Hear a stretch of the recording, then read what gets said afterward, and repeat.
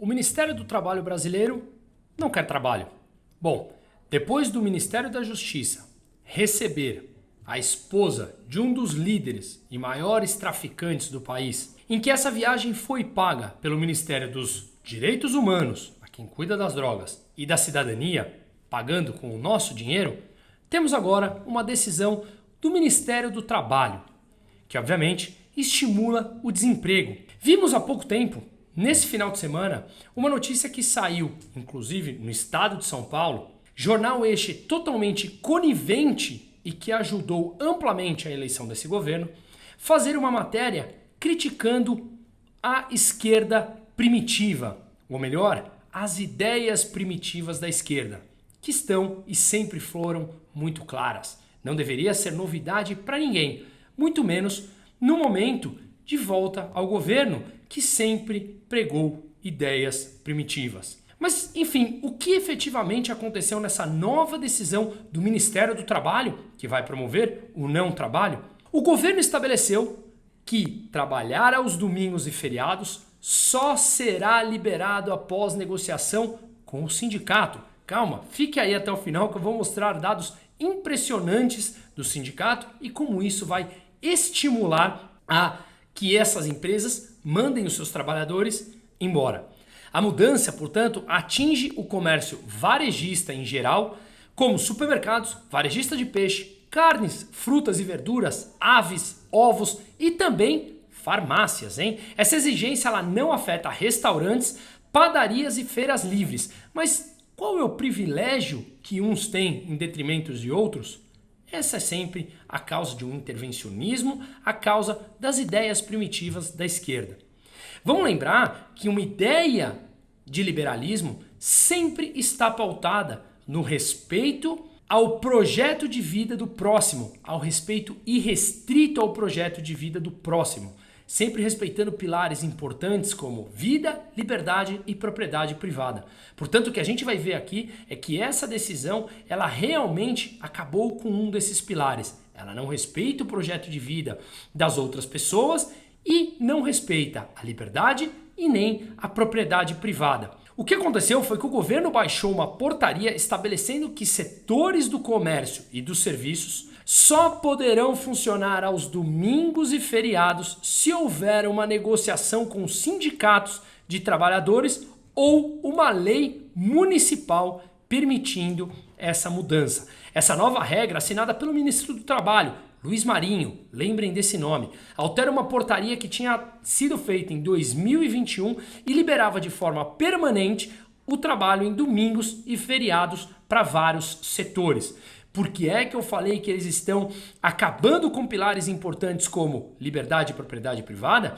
Ora, está claro que um setor quer empregar, há pessoas querendo e precisando desse emprego, mas um terceiro lá de cima, que não tem a ver com o divino, mas tem a ver com quem se acha divino, que são meia dúzia de burocratas no Brasil, determinando a regra entre essas pessoas.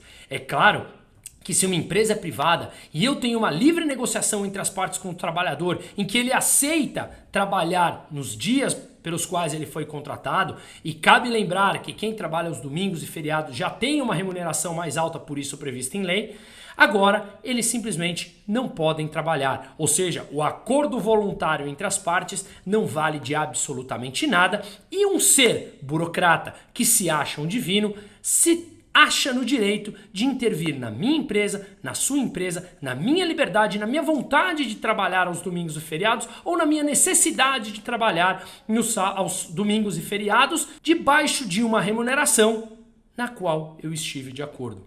Agora, obviamente, isso trará um alto custo para essas empresas que não poderão abrir aos domingos e isso estimulará o desemprego. A nova regra, ela não proíbe o trabalho aos domingos e feriados, mas para que diversos setores do comércio possam abrir as portas nessas datas, repito, para que os comércios possam abrir as portas nessas datas, eles precisarão de uma lei municipal, como eu falei, aprovada por todo um rito, obviamente, e um acordo fechado em convenção coletiva, que reúne representantes de toda a categoria profissional. Ou seja, o sindicato das empresas do setor e o sindicato dos trabalhadores daquele setor terão que concordar com o funcionamento. Vamos fazer um paralelo aqui, vamos fazer um parênteses aqui de uma matéria que saiu em 2023 no Poder 360, mostrando que a contribuição sindical despencou após a reforma trabalhista do Temer. Ou seja, as pessoas voluntariamente não querem pagar por um sindicato que não o representam, ou não querem ser representadas por um sindicato. E o sindicato aqui, sua grande maioria, são parasitas que adoram ou necessitam se sustentar às custas dos outros. Aquele trabalhador que tem obrigatoriamente um desconto do seu dia de trabalho para sustentar pessoas que sequer o representam. É óbvio, portanto, que a contribuição sindical dos trabalhadores despencou após a reforma trabalhista. E também é óbvio que essa esquerda primitiva que voltou ao governo no Brasil, apoiado por setores como a mídia, agora se sentem na obrigação de ajudar os seus sindicatos, os seus sindicalistas pelegos, aqueles mesmos que não representam os trabalhadores. E por que eu digo isso? Porque senão os trabalhadores voluntariamente pagariam pela existência ou para manutenção desses sindicatos.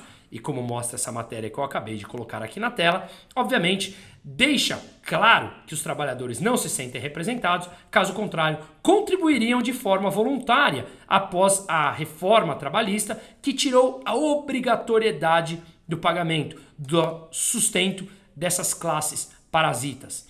E isso faz com que esse governo parasita e esse governo atual, totalmente imoral, queira trazer os seus sindicalistas pelegos de volta à cena do crime, como diz um certo vice-presidente. E o que acontece é que esses sindicatos precisam da obrigatoriedade por lei para que os trabalhadores paguem a sua ou façam a sua contribuição obrigatória. Caso contrário, os trabalhadores não fazem.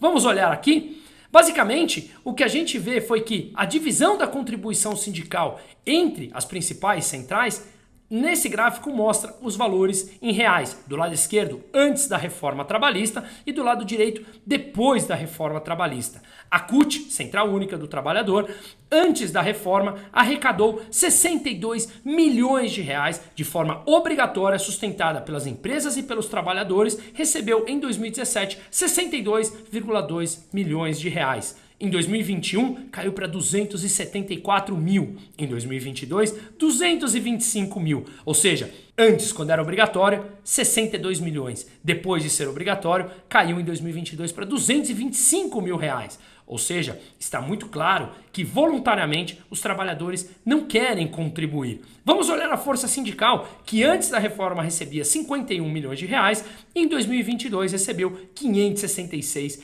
mil reais. A UGT, a União Geral dos Trabalhadores, que recebia 46 milhões, caiu para 453 mil reais. E o que disse então a direção da UGT, essa mesma que eu acabei de mostrar que recebia 46 milhões de reais e agora recebe 453 mil, ele afirmou que a essa mudança de lei, graças a essa portaria que foi implementada de não trabalhar aos domingos e feriados, ela valoriza a ação sindical ao estabelecer a necessidade da convenção coletiva.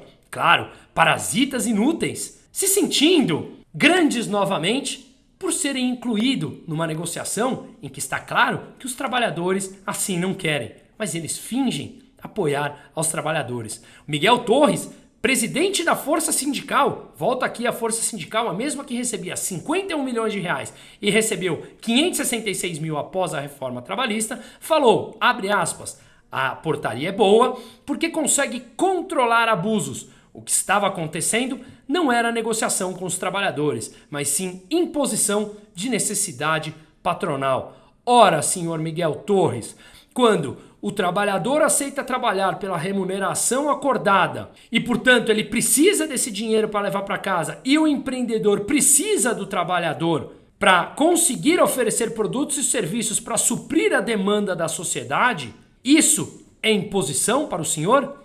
Para o senhor, sim, que é um pelego sindicalista, que obviamente adora surfar às custas dos outros. Que eu, você, todos o restante da sociedade sejamos obrigados a sustentar as suas causas. que nem mesmo os trabalhadores querem sustentá-las.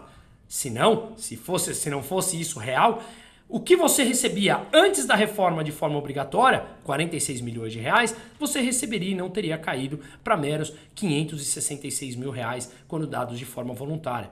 Portanto, seja um pouco mais realista e entenda, como qualquer empresa privada, que se as pessoas não estão comprando o teu serviço ou o teu produto, é porque você não agrega em absolutamente nada. E não é por qualquer outro tipo de desculpa.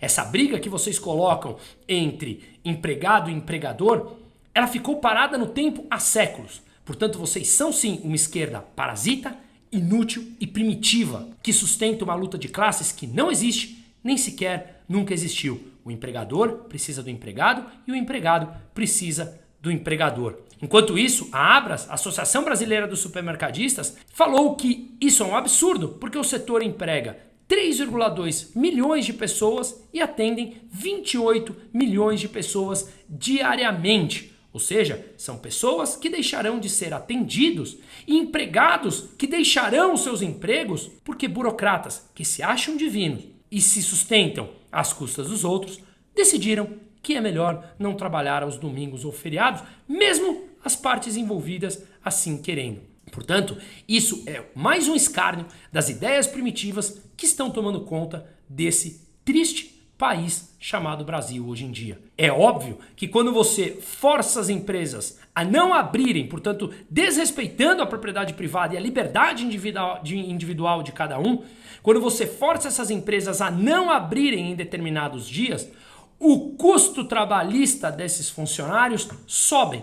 E a receita cairá. Afinal de contas, se a cada dia eles atendem 28 milhões de pessoas, aos domingos e feriados que não abrirão, deixarão de atender essas pessoas. Essas pessoas desatendidas farão que caia a receita das empresas que obrigatoriamente estarão fechadas. Portanto, o custo do trabalho desses funcionários subirá para a empresa, que com uma receita menor será, obviamente, estimulado o desemprego. E aí, mais pessoas entrarão no seguro-desemprego, serão obrigadas a serem sustentadas pelo Estado, por todos nós, e isso aumenta o gasto público, que aumenta o endividamento público e que acaba levando a taxas estruturais de juros mais altas. Mas esse presidente imoral que temos, sustentado por toda uma classe desses parasitas que pouco entendem de economia ou nada entendem de economia e simplesmente querem falar as suas mentiras, esses sim se sentem representados, quando obviamente está claro que a Receita, quando paga de forma voluntária, levou esses sindicatos a uma unidade ou uma receita de praticamente zero frente ao que eles recebiam anteriormente. Portanto, eles não conseguem agregar valor com o produto ou com o serviço que eles têm. Se nós da iniciativa privada não conseguimos agregar valor, nós simplesmente quebramos. Enquanto isso, os parasitas seguem sustentados com o dinheiro público.